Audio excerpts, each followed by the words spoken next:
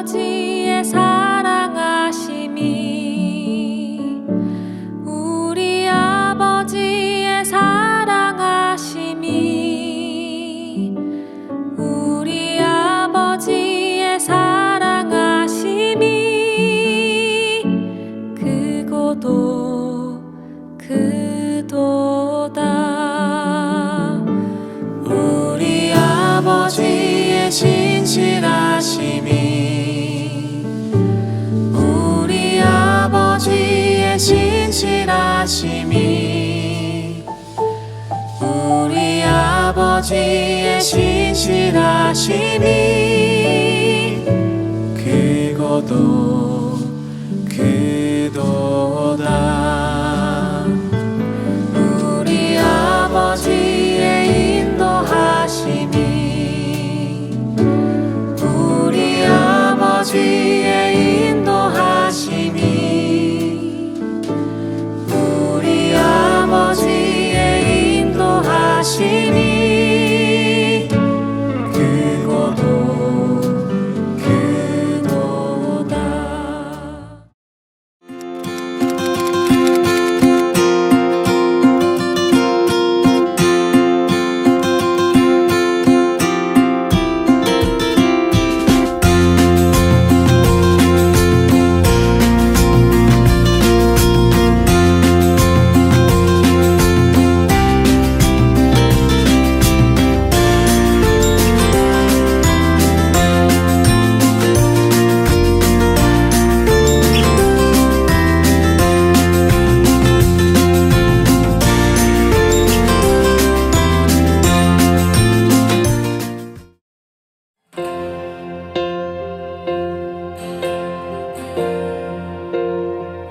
우리 다 같이 하나님 찬양하심으로 오늘 예배를 시작하겠습니다. 우리 모두 예배하는 자 되어 온전히 영과 진리로 주를 예배하자. 주가 우리와 함께 영원히 함께 하시고 마르지 않는 샘물로 우릴 채우시리. 우리 모두 예배하는 자 되어 온전히 영과 진리로 주를 예배하자. 주가 우리와 함께 영원히 함께 하시고 마르지 않는 샘물로 우릴 채우시리라.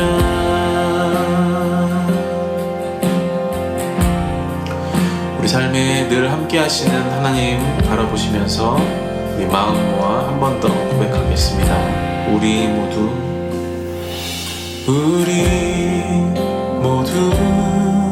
예배하는 자 되어 온전히 영과 진리로 주를 예배하자. 주가 우리와 함께 영원히 함께 하시고 마르지 않는 샘물로 우릴 채우시리. 우리 모두 예배하는 자 되어 온전히 영과 진리로 주를 예배하자. 주가 우리와 함께 영원히 함께 하시고 마르지 않는 샘물로 우릴 채우시리.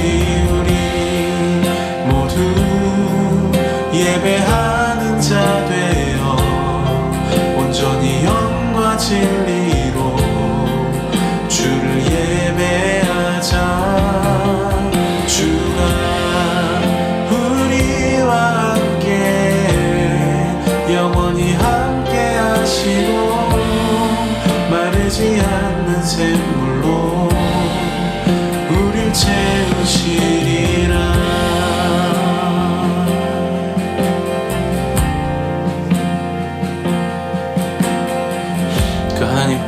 삶을 맡겨드립니다. 오늘 이곳에 계신 성령님, 우리에게 말씀하시고 우리를 가르치소서. 닫힌 우리 맘 열어주시고 주의 빛으로 밝혀 우리를 인도하소서. 오늘 이곳에 계신 성령님, 우리에게 말씀하시고 우리를 가르치소서. 닫힌 우리 맘 열어주시고 주의 빛으로 밝혀 우리를 인도하소서. 주님보다 앞서지 않고 겸손하게 주님의 말씀 기다리니 주님 손에 우릴 드립니다. 사랑으로 인도하소서.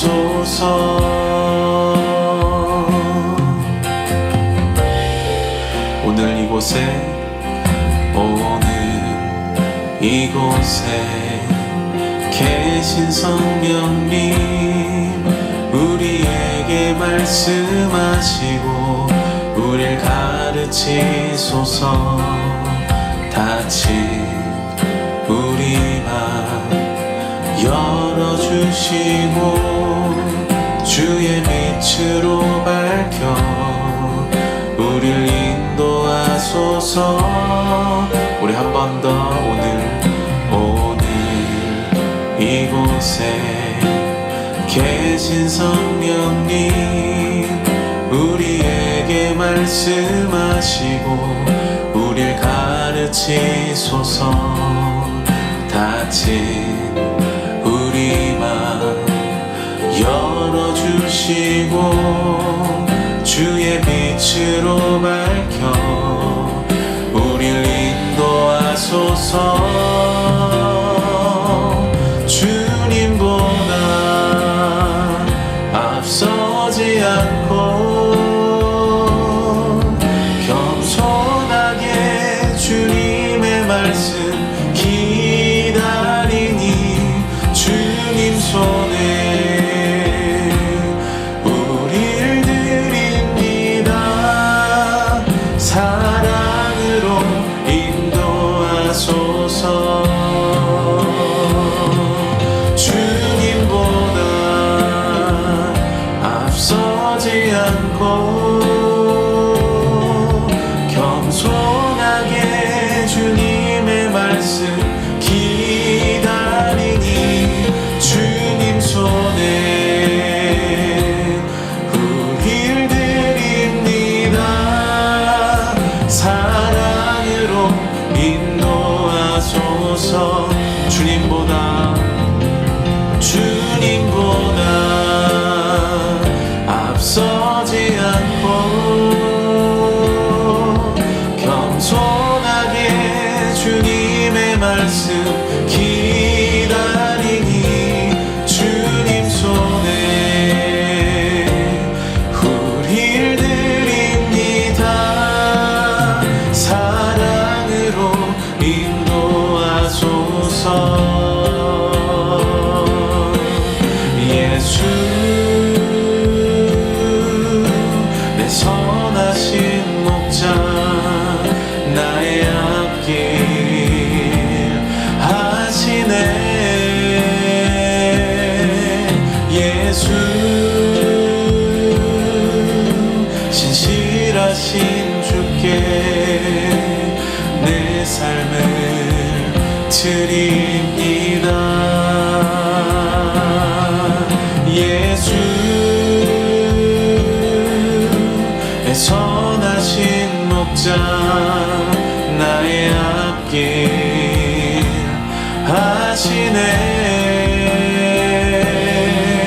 예수 신실하신 주께 내 삶을 드립니다. 오 예수 내 선하신 목자 나의 앞길 하시네. 예수 신실하신 주께 내 삶을 드립니다. 내 삶을 드립니다. 내 삶을 드립니다.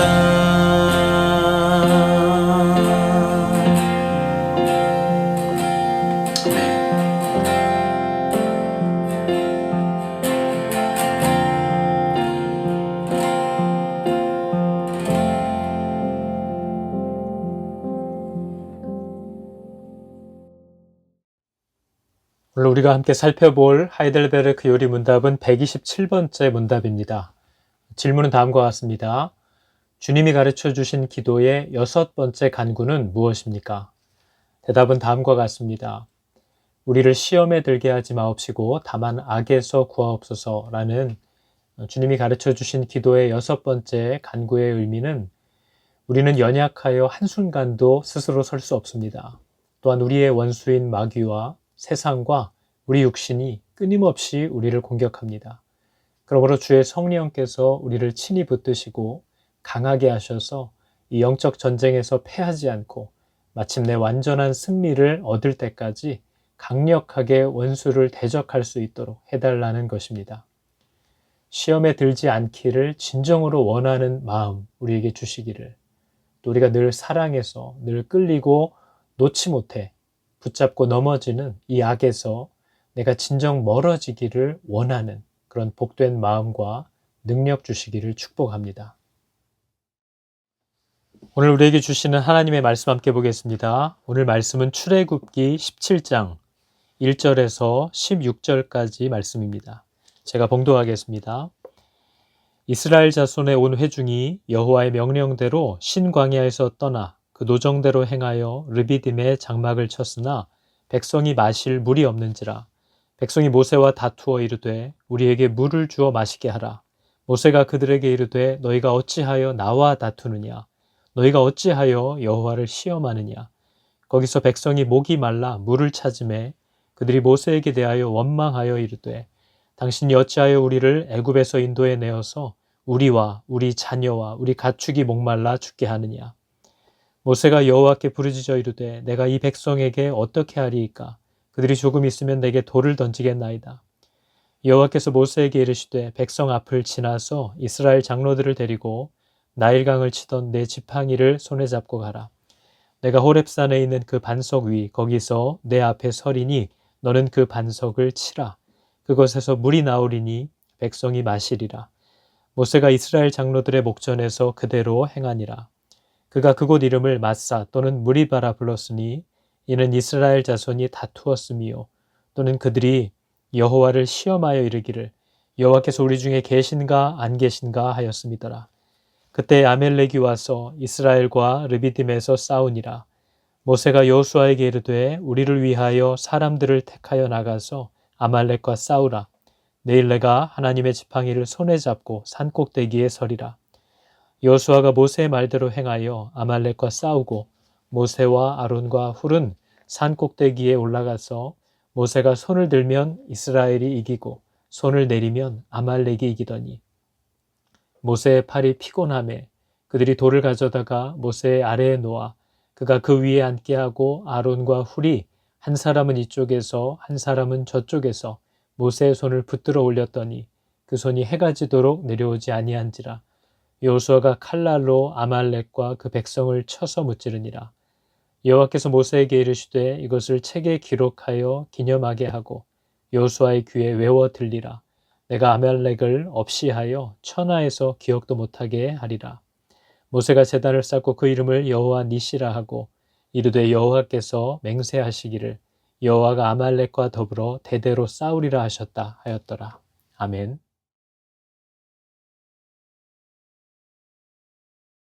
할렐루야. 하늘그림교회 성도 여러분 반갑습니다. 우리 자리를 잘 정돈하고 앉으셨죠? 여러분, 우리가 계속해서 출애굽기를 살펴보고 있습니다. 원래 올해 초에 출애굽기 14장까지를 우리가 살펴봤고 중간에 또 여러 가지 성경을 보다가 이제 갈라디아서를 마치고 다시 출애굽기 15장으로 넘어온 이유가 있습니다. 갈라디아서는 복음의 본질과 내용이 무엇인지를 굉장히 정확하게 정립해 놓은 바울의 서신입니다. 그런데 출애굽기 15장으로 다시 갈라디아 이후에 들어오는 이유는 출애굽기 14장까지의 내용이 하나님의 구원 계획, 하나님이 우리를 어떻게 구원하셨는가에 대한 분명한 그림을 보여주었고 갈라디아서를 통해서 말씀으로 그 내용들을 잘 우리가 확인했습니다. 그런데 우리가 단순히 구원만 받고 끝나는 것이 아니라 우리 성도의 삶은 생명은 출산하면서 태어나면 끝나는 것이 아니라 이제 자라가야 하는 거죠. 우리가 자녀들을 낳고도 낳았으니까 이제 됐다 한 것이 아니라 이 아이를 키워가는 겁니다. 마찬가지로 출애굽기 15장부터는 성도들, 이제 구원받은 자들의 그 이후의 여정에 대한 내용들이 너무나도 잘 기록되어 있습니다. 그래서 하나님의 은혜를 받은 자들, 하나님의 자녀로 부르심을 받은 이 은혜를 받은 사람들이 어떤 과정들을, 어떤 일들을 만나게 되는가 하는 것에 대해서 출애굽기는 굉장히 잘 보여줍니다.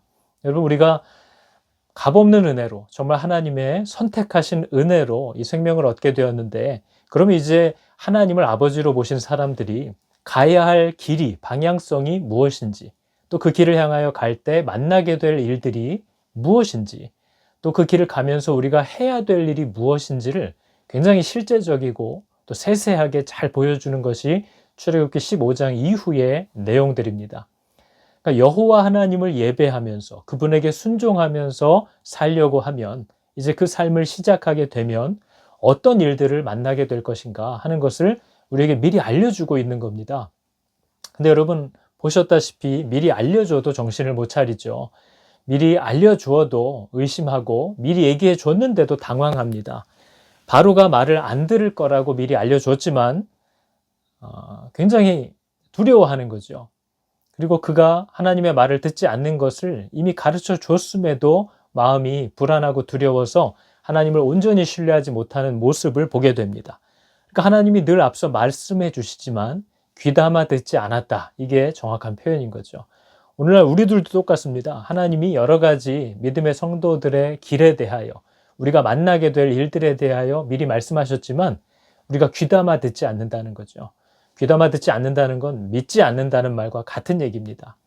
어려운 상황을 만나기만 하면 즉시 하나님이 없는 것처럼 좌절하고 당장 내 눈에 보이는 사람, 가까이 있어서 원망할 수 있는 대상을 우리가 물색하지 약속을 주신 하나님을 의지해서 이 주어진 환경을, 이 문제를 해결해보고 이겨내려고 하는 의지가 없다라는 것을 우리가 이스라엘 백성들의 모습을 통해서 확인하게 됩니다. 그러니까 하나님의 약속을 믿으면서 살아보겠다는 의지 자체가 없구나 하는 걸 우리가 살펴보게 되는 거죠. 그들은 문제를 만나면 하나님을 바라보지 못하고 즉시 모세와 아론을 향해서 원망하기 시작하는 모습을 정말 한결같이 보여줍니다. 우리가 오늘 읽은 본문 말씀도 보니까 모세가 이끈 것이 아니라 여호와의 명령대로 하나님이 명하셨기 때문에 신광야를 떠나서 르비딤의 장막을 쳤다. 이렇게 얘기했다는 거죠. 그런데 물이 떨어졌다는 겁니다. 그러니까 이제 모세와 아론을 향하여 이들이 정말 돌을 던질 듯이 달려들었다는 거죠. 그러니까 여러분 오늘 출애굽기 17장 2절을 보니까 이렇게 말합니다. 모세와 아론이 하는 얘기죠. 너희가 어찌하여 나와 다투느냐? 너희가 어찌하여 여호와를 시험하느냐? 모세가 하나님의 말씀대로 바로 전하지 않았다면, 자기 뜻대로 했다면 모르지만 모세가 그건 정말 맞아도 할 말이 없는 일이지만 하나님이 신광야를 떠나서 르비딤의 장막을 쳐라 라고 하셨기 때문에 그대로 전달했고 너희들도 그 말씀에 그대로 순종한 건데 왜 그 뜻대로 순종하다가 일이 조금 틀어지니까 마치 내 뜻에 순종한 것처럼 너희들이 나를 따라서 온 것처럼 반응하느냐? 이렇게 모세가 묻는 겁니다. 여러분, 계속해서 우리가 반복해서 보지만 이스라엘 백성들은 조금만 힘들어지면, 물론 좋을 때는 막 노래를 하고 감격을 하고 신나하지만 그런 길을 가다가 요만큼만 힘들어지면 자기들이 머물렀던 종살이했던 애굽을 떠올린다라는 이 특성을 볼 수 있습니다. 조금만 어려우면 아유 시작 자체를 하지 말걸. 왜 교회는 다녀가지고 왜 신앙생활을 한다 그래가지고 이런 일을 만나나. 아예 시작을 하지 말걸. 교회를 다니지를 말걸. 이런 생각을 즉시 떠올리는 사람들이 있다는 거죠. 만약 그렇다면 여러분, 그 사람들은 자기가 어떤 비참한 자리에서 건짐을 받았는지를 여전히 모르고 있는 겁니다. 그건 정말 구원을 받았다고 얘기할 수가 없는 거죠. 조금만 어려우면 애굽이라는 곳을, 그 처참했다고 기억했던 곳을 오히려 좋았다라고 선택적인 기억을 떠올리면서 지금의 불평을 터뜨리기 위해서 과거에 안 좋았던 것도 좋은 것만 끌어다가 지금의 자신의 분노를 정당화하려는 그런 비겁함을 이들이 보여줍니다. 그러면서 늘 조금만 힘들면 과거로 그냥 차라리 이것보단 나았었던 때로 돌아갔으면 좋겠다. 이런 마음을 우리도 자주 갖는다는 거죠. 그러나 여러분, 성도들은 이걸 기억해야 됩니다. 성도는 우리가 지금 신앙생활을 하는 것 자체가 언젠가 내가 과거에 신앙생활을 할 때 참 좋았던 때, 그런 때로 돌아가기 위해서 우리는 신앙생활을 하는 게 아닙니다. 예전에 한국에서 정말 너무 뜨거웠고 그 목사님, 그 교회, 그 구역원들 밑에서 참 좋았는데 그런 자리로 돌아가고 싶어하는 꿈을 꾸면서 지금의 현실을 불평하고 낭망해하는 사람들이 있습니다. 참 어리석은 거죠. 왜냐하면 하나님은 모든 성도들을 계속해서 다음 걸음으로, 다음 스텝으로, 다음 교육으로 계속해서 미래를 향해서 이끌어가고 있기 때문에 지난날의 영광과 편안했던 기쁨을 바라보면서 저때로 돌아갔으면 좋겠다. 이런 생각을 가지고 현재의 불평을 하고 정체되어 있지 말라 하는 겁니다.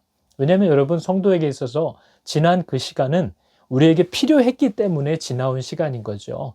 그것은 이미 졸업한 곳입니다. 돌아가야 할 곳이 아니라 그때 내게 필요했기 때문에 하나님께서 허락하셨고, 이제 나는 계속해서 나아가야 할 다음 걸음이 있는 사람이라는 이 사실을 알아야 하는 거죠.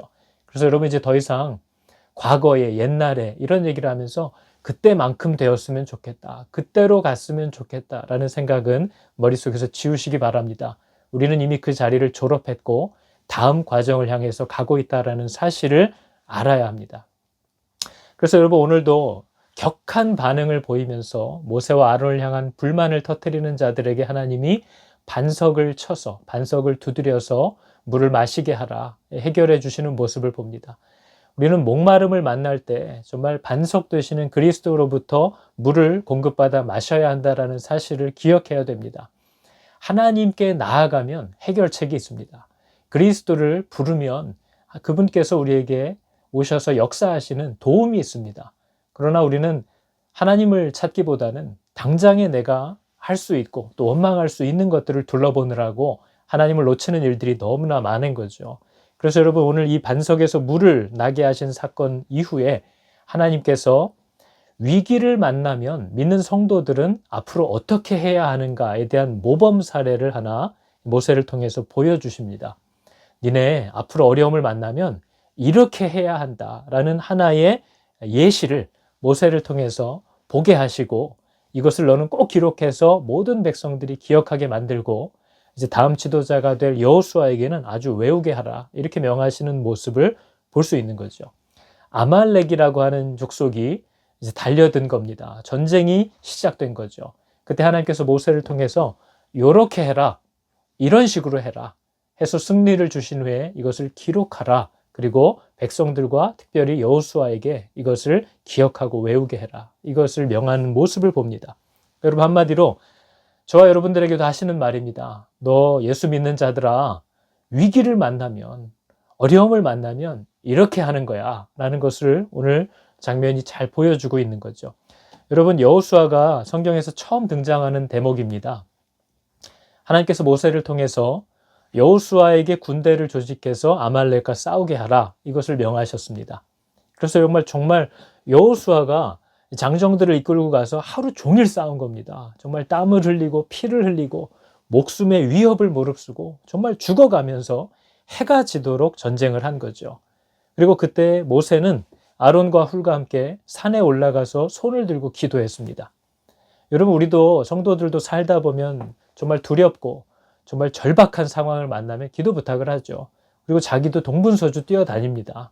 근데 여러분, 그러다가 문제가 해결되면 정말 우리의 진심은 어떻죠? 우리가 기도했기 때문에 해결됐다라는 그 믿음이 정말 우리에게 있느냐? 아니면 그냥 기도 부탁한 거지. 그냥 교회 다니니까 그냥 목사님한테 기도도 부탁하고 한 거지. 뭐 그게 기도했다고 된 거냐? 동분서주 문제 해결을 위해서 뛰어다닌 내가 기특한 거지. 저 사람이 도와줬으니까 된 거지. 기도는 그냥 장식 같은 거죠. 거칠애 같은 거죠. 근데 여러분, 오늘 출애굽기는 우리가 앞으로 만나게 될 여러 문제 속에서 성도의 전쟁에 가장 큰 능력과 힘이 어디서부터 공급되는 것인지를 정확하게 기억해야만 한다는 사실을 우리에게 가르치기 위해서 기록된 겁니다. 성경은 분명히 모든 전쟁을 여호와께서 하신다고 못 박습니다. 여러분, 우리가 애쓰면 다 되나요? 여호수아와 장정들이 목숨을 걸고 하루 종일 싸웠으니까 이긴 건가요? 마찬가지로 우리도 문제를 만났을 때 정말 피 흘리기까지 애를 쓰면 모든 일이 다 이루어지나요? 애쓰는 대로 되나요? 결혼하는 것도 여러분, 내가 내 몸을 잘 꾸미고 미팅 많이 하고 그러면 결혼을 당연히 하게 되는 건가요? 우리가 아이를 낳을 때도 내가 몸 잘 돌보고 애쓰면 아이들 몇 명 낳을지, 성별은 뭘로 할지 내가 애쓰는 대로 다 되나요? 여러분, 건강도 내가 애쓰면 되나요? 내가 애쓰면 암도 안 걸리고 치매도 안 걸리고 아프지도 않고 감기도 앓지 않고 그렇게 살 수 있나요? 애쓰면? 여러분, 내가 애쓰면 우리 아이들 어느 학교, 어느 친구들이 좋을까 고민하면서 학교도 이리저리 옮겨 다니고 하면 우리 아이들이 좋은 선생님, 좋은 친구들 만나서 잘 된다라는 보장이 있나요? 내가 애쓰면 그것도 다 되는 건가요? 우리가 애쓰는 것은 당연히 우리가 해야 될 일이지만 애쓴다고 해서 다 되는 것이 아니라는 것을 알아야 합니다. 하나님께서 우리들에게 우리가 마땅히 해야 될 것을 힘쓰라고 하시지만 사람의 순종과 애쓰는 것을 통해서 이기게 하실지 지게 하실지 우리를 위하여 선택하시는 것은 하나님이시라는 사실을 성경은 분명하게 우리에게 가르쳐 줍니다. 성도가 세상에서 부지런히 사는 건 너무나 당연한 일입니다. 무슨 감 떨어지기를 바라면서 하늘 쳐다보고 입 벌리고 있는 게 성도의 마땅한 자세가 아니죠. 하나님은 우리에게 맡겨진 일들을 성실하게 정직하게 근면하게 하라고 명령합니다. 우리가 부지런히 사는 것도 중요하지만 하나님을 의지하여서 부지런히 살지 않으면 그것은 아무 소용이 없는 것을 넘어서 오히려 하나님을 대적한다라는 사실을 알아야 합니다. 여러분, 우리가 하나님의 뜻대로 세상에서 부지런히 살고 부지런히 공부하는 것 중요합니다. 그러나 부지런히 살되 하나님을 의지하여 부지런해야 한다라는 뜻은 하나님의 말씀과 하나님의 방법대로만 살아가야 한다라는 뜻입니다. 그렇기 때문에 여러분, 세상에서 성도라는 이름으로 부지런하고 바쁘게 살지만 하나님의 말씀과 그분의 방법대로 살지 않으면서 내가 주님을 위해서 산다, 주님을 위해서 싸운다라는 말은 꺼내지도 마시기 바랍니다. 그것은 세상으로 하여금 신앙생활을 오해하게 만듭니다. 열심만 내면 하나님을 위한 것이고 열심을 내서 좋은 결과를 얻어가지고 그걸로 교회에 하나님의 성도들에게 이웃에게 뭔가를 베풀면 그게 하나님의 뜻을 위한 것이냐? 그렇지 않다는 거죠. 하나님께서 하나님을 의지하여 세상에서 싸우라고 하는 것은 모든 상황 속에서 하나님의 말씀과 방법대로만 살아간다라는 것을 의미하는 겁니다. 우리가 지난 5일간의 말씀을 살펴보니까 하나님께서 이스라엘 백성들의 연약함을 아시고 많은 기적들을 일으켜 주시는 것을 우리가 봤습니다. 목마르면 물, 배고프면 고기, 만나 모든 것들을 허락하시죠. 전쟁의 위기를 만나면 말도 안 되는 기적을 일으켜서 훈련 받아본 적도 없는 종들의 모임이 군사들을 이기는 이런 기적들을 하나님이 보여주시는 겁니다. 근데 여러분, 이 말씀들을 우리가 지난 며칠간 쭉 살펴보면서 우리가 얻어야 할 교훈은 이런 겁니다. 기적이, 어떤 놀라운 기적을 경험하는 것이 성도가 오늘 하루를 살아갈 힘을 주지 않는다라는 사실을 우리는 봅니다. 정말 춤추고 노래할 정도의 기적을 봤지만 3일만 지나면 곡소리가 나는 겁니다. 그날 마실 물을 공급받지 못하면 어떤 기적도 이 사람이 오늘 살아갈 힘이 되어주지 못합니다. 날마다 공급해 주시는 하나님의 만나와 하나님이 공급해 주시는 물이 우리가 하루 살아갈 힘이지 기적이 우리가 하루하루 살아갈 힘이 아닌 거죠. 그래서 여러분, 내가 왕년에 어떤 놀라운 일들을 경험했고 어떤 놀라운 일들을 해봤다라는 기적이 바로 오늘을 살아갈 힘을 주지 않는다는 사실을 알아야 합니다. 오늘을 살 수 있는 힘은 오늘 주시는 말씀과 오늘 주시는 은혜밖에는 우리가 오늘 살아갈 수 있는 능력을 어디서도 얻지 못한다는 사실을 우리가 알아야 한다는 거죠. 우리가 뭘 봤습니까? 애굽에서 탈출해서 바다를 건너고 원수들이 죽는 것을 보는 이 놀라운 기적을 봤는데도 3일만 지나면 다시 곡소리가 나는 것이 현실입니다. 3일만 물을 공급받지 못하면, 며칠만 굶으면 어떤 기적도 우리를 버티게 하지 못하고 다시 곡소리가 나는 거죠.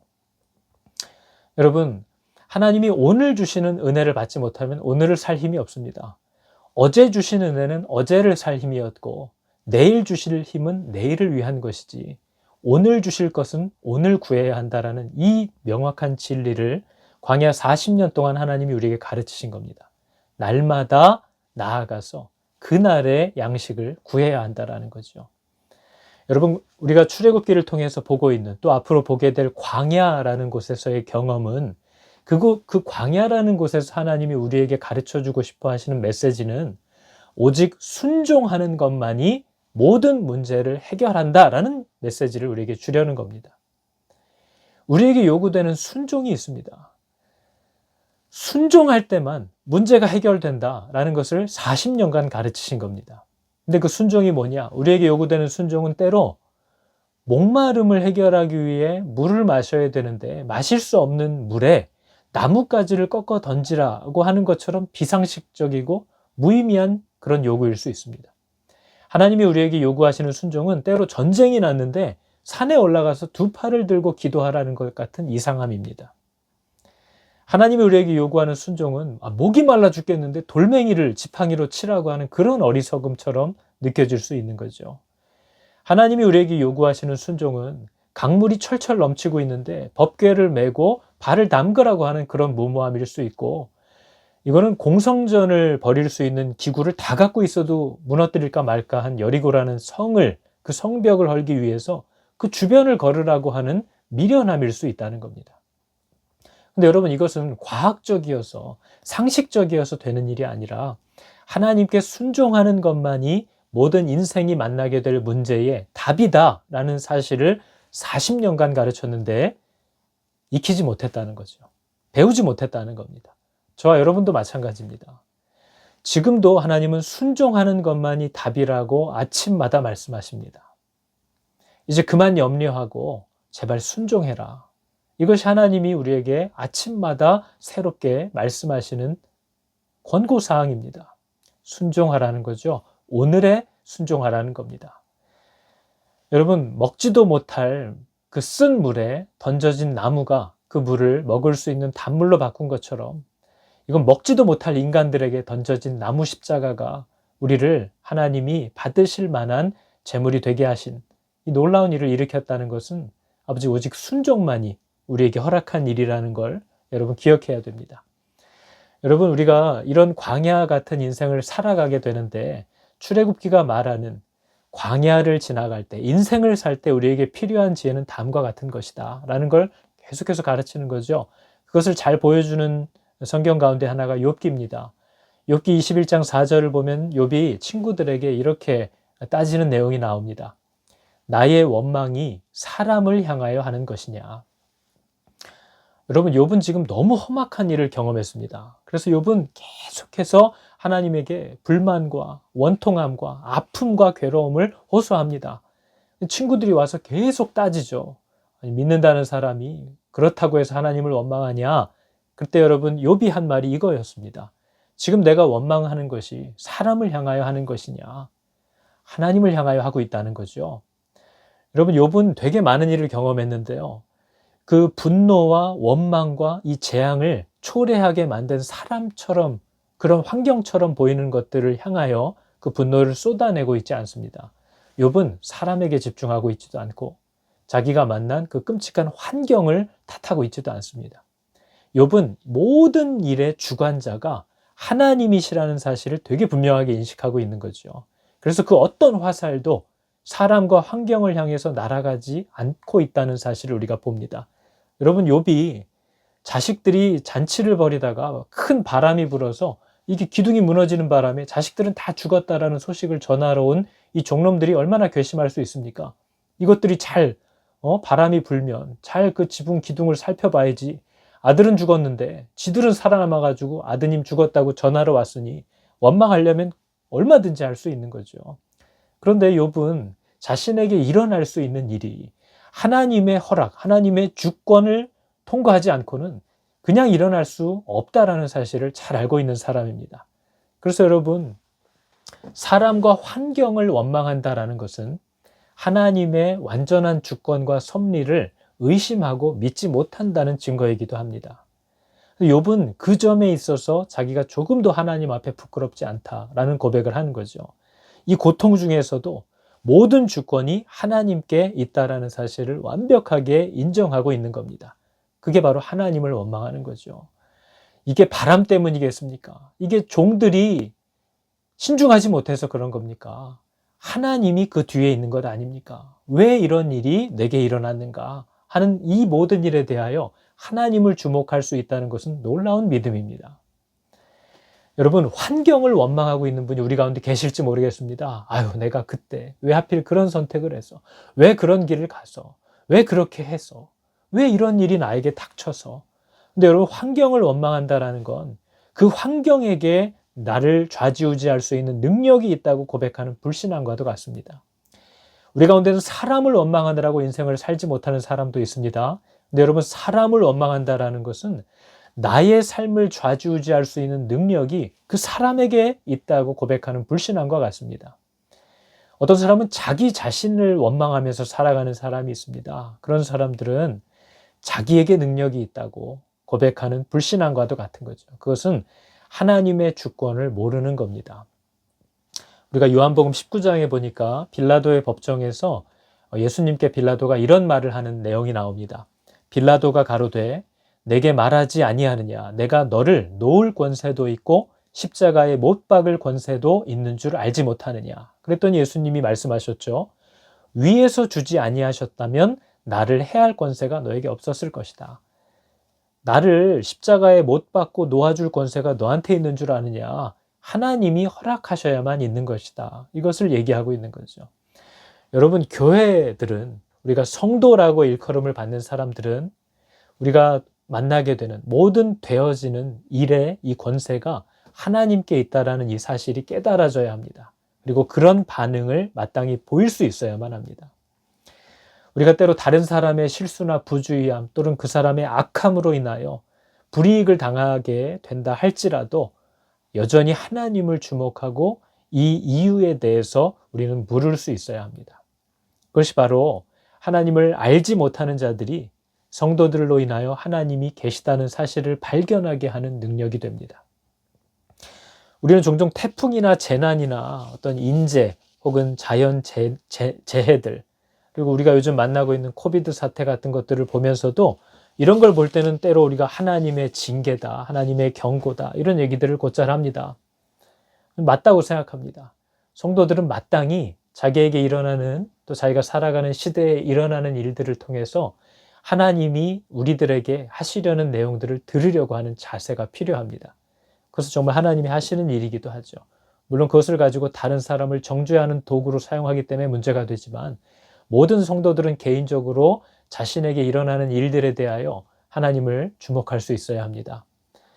그런 큰 일들에 대해서는, 또 세상과 정부와 나라들에 일어나는 일들에 대해서는 그렇게 선지자 노릇을 하는 우리들이 정작 우리 삶에 일어나는 사건들, 가족 간의 불화나 가정의 궁핍이나 어떤 사고나 내 안에 있는 미움, 정죄나 또 직장에서 잘 되거나 해고되거나 결혼을 하거나 출산을 하거나 내 삶에서 일어나는 일들에 대해서는 하나님은 온데간데가 없고 오직 사람과 환경에만 주목하면서 좋아하고 슬퍼하고 원망하는 이런 우리들의 모순된 모습이 바로 오늘날 교회와 성도들이 세상의 조롱거리가 되는 이유입니다. 자기 삶에서 일하시는 하나님을 듣지는 못하면서 남들과 세상을 향하여 일어나는 일들에서는 선지자 노릇하려는 그 교만이 있는 거죠. 여러분, 저와 여러분의 삶 가운데도 일어나는 일들이 있습니다. 우리들은 서로를 정죄하지 않지만 적어도 우리 자신은 내게 일어나는 모든 일들을 통하여 하나님을 주목할 수 있어야 됩니다. 감사도 하나님께 해야 되고 원망과 괴로움도 하나님을 향하여 할 수 있는 것이 성경이 말하는 믿음이라고 할 수 있는 거죠. 우리 가운데 종종 이런 사람도 있습니다. 나는 하나님은 원망 안 한다. 나는 하나님은 원망 안 해. 저 사람 때문에 그런 거야.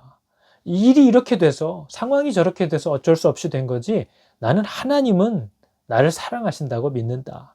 뭐 믿음처럼 보이지만 여러분 이건 전혀 믿음이 아닙니다. 그럼 마치 하나님은 그럴 계획이 아니었는데 저 사람 때문에 이런 일이 일어난 거야. 하나님도 놀라셨죠? 뭐 이런 뜻인 거죠. 하나님이 저 사람이 하나님보다 더 세죠. 저 사람이 하나님의 계획 밖에서 아주 노는 사람이죠. 이렇게 우리는 생각하는 거죠. 그러나 여러분 우리에게 일어나는 그 어떤 일도 하나님의 허가와 하나님의 용납을 통과하지 않고는 우리에게 일어나지 못한다는 사실을 기억할 때 우리는 내게 일어나는 모든 것들에 대하여 겸손히 하나님께 물을 수 있어야 됩니다. 그리고 그분이 선하신 분이라는 사실을 또한 더불어 신뢰할 수 있어야 하는 거죠. 여러분 어떤 상황을 만나든지 하나님을 쳐다볼 수 있는 것이 믿음입니다. 하나님의 주권을 이해하는 사람인 거죠. 하나님이 기뻐하시는 사람입니다. 광야의 이 시간을 지내면서 하나님이 이스라엘 백성들에게 요구하셨던 것은 무슨 일을 만나든지 하나님을 바라보라는 것이고 날마다 하나님이 주시는 은혜를 공급받아야만 우리가 그 하루를 살 수 있다는 사실을 꼭 기억하라고 40년간 만나를 주스러 하나님 앞에 나아가야 했고 문제를 만나면 하나님께 두 손을 들어 부르짖게 하는 이 일을 훈련했다는 것이죠. 우리에게도 똑같은 요구가 주어지고 있습니다. 여러분, 기적을 기대하고 바라시는 분이 있습니까? 그러나 기적은 절대 우리의 삶을 변화시키지 않습니다. 기적이 기적인 이유는 우리로 하여금 하나님께 순종하도록 만들었다면 그것은 기적인 거죠. 그러나 기적이 막 일어났는데 우리가 여전히 하나님께 순종하게 만들지 못했습니다. 그럼 그것은 기적이 아니라 그냥 충격을 받은 겁니다. 깜짝 놀랐었던 것뿐이죠. 전혀 기적이 될 수 없는 겁니다. 기적이 우리를 변화시키지 않습니다. 하나님이 날마다 우리에게 요구하시는 것에 순종할 때 우리는 변화되고 비로소 생명을 향해 걷게 된다는 이 사실을 꼭 믿으시기 바랍니다. 문제를 만나면 하나님께 가라. 이것이 여러분 광야에서 계속 가르쳤던 겁니다. 문제를 만나면 하나님께 가라. 사람에게 가지 말고 카페로 부르지 말고 사람들을 네 앞에 무릎 꿇리지 말고 네 무릎을 꿇어라. 이것이 광야에서 계속 가르쳤던 겁니다. 못 먹는 물에 막대기를 꺾어 던지라 라고 하는 것처럼 당장 숨 넘어가는데 십자가 앞에 서라. 말씀 앞에 엎드리십시오. 내 상황이 너무 급박한데 기도에 무릎을 꿇으세요. 억울해 죽겠는데 용서해라. 인내해라. 당장은 내가 이해할 수 없는 명령을 하시는 그 하나님께 날마다 순종하려는 이 싸움을 싸우라는 것이 광야 40년에 우리에게 가르쳤던 교훈입니다. 또한 뭐죠? 내 힘으로 먹고 사는 게 아닙니다, 여러분. 내 힘으로 먹고 사는 것이 아닙니다. 성도로서의 사명을 감당케 하기 위하여 필요한 것을 모든 사람들에게 공급한다는 것을 만나가 보여줍니다. 그 외의 욕심은 다 썩고 사라질 거죠. 시간 낭비할 뿐이고 체력 낭비할 뿐이고 만나 줍느라고 내가 마땅히 감당해야 될 사명을 낭비하는 겁니다. 삶의 방향을 정하고 삶의 방법을 정해야 한다는 거죠. 하나님이 계신가 안 계신가 고비를 만날 때마다 주저앉아서 징징대면서 묻지 말고 결정했으면 믿음으로 걸으라는 겁니다.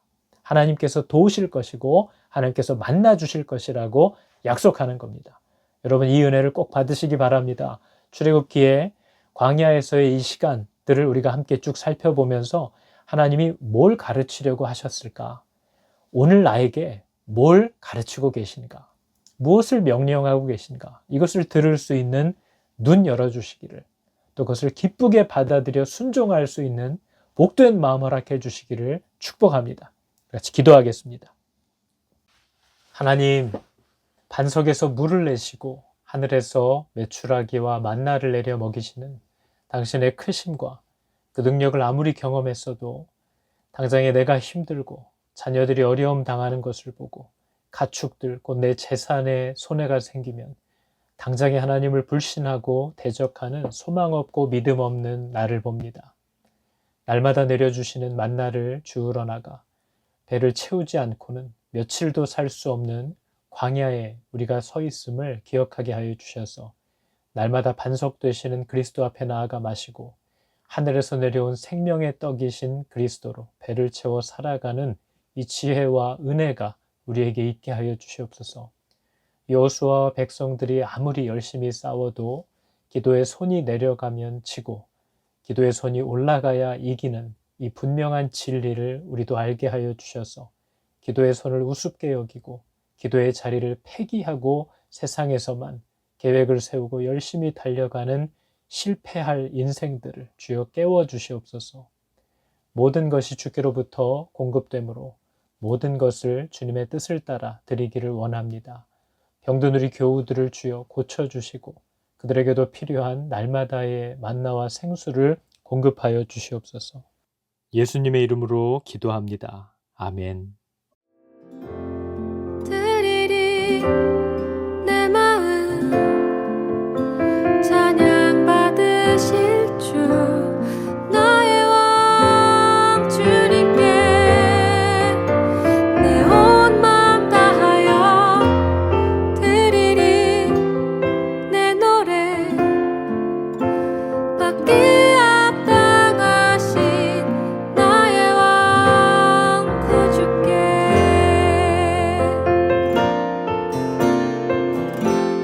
드리리 이 순간 감사의 제사로 나의 왕 주님께 내 온 마음 다하여 드리리 이 예배 받기 합당하신 나의 왕 구주께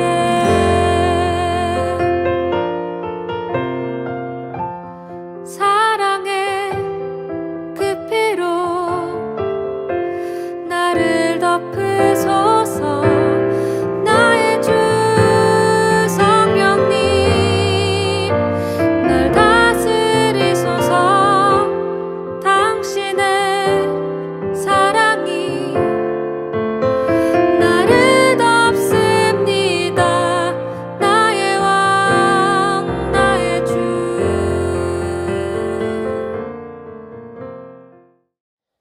여호와는 내게 복을 주시고 너를 지키시기를 원하며 여호와는 그의 얼굴을 비추사 은혜 베푸시기를 원하며 여호와는 그 얼굴을 너에게로 향하여 드사 평강 주시기를 원하노라. 아멘. 우리 아버지의 사랑하심이 우리 아버지의 사랑하심이